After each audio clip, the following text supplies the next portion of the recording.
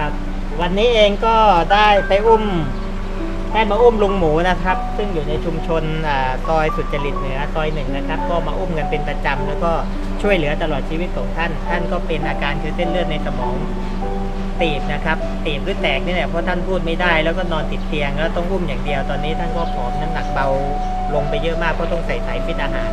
รถผมนี่ก็จะเห็นว่าบางจุดเองก็จะต่างจากแท็กซี่คันอื่นซึ่งแท็กซี่คันอื่นนี่ก็คืออาจจะสว่างมองเห็นข้างในหมดแต่รถผมนี่ได้กรณีพิเศษตรงที่ทางขนส่งก็ช่วยดูแลให้เพราะรถเราช่วยเหลือผู้ป่วยอุ้มผู้ป่วยให้บริการฟรีทั้งไปและกลับอุ้มให้ฟรีทั้งไปและกลับคือช่วยเหลือแบบไม่คิดค่าใช้จ่ายใดๆทั้งสิ้น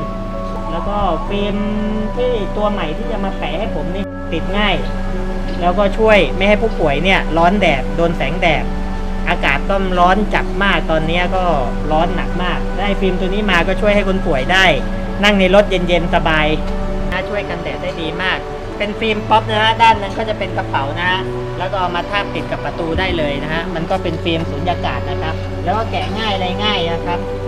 แล้วเวลาปิดไฟท่านก็ยังไม่โดนแสงแดดส่องนะครับก็จะเย็นสบายครับขอบคุณบริษัทฟิล์ม 2U นะครับซึ่งได้บริจาคฟิล์มตัวนี้มาก็เกิดประโยชน์ต่อผู้ป่วยแล้วก็ต่อผู้โดยสารหรือต่อคนที่ผมไปอุ้มหรือเที่ยวไปช่วยรับส่งซึ่งอากาศแดดก็ร้อนจัดมากตรงนี้ก็จะช่วยได้เยอะครับช่วยลดอุณหภูมิซึ่ง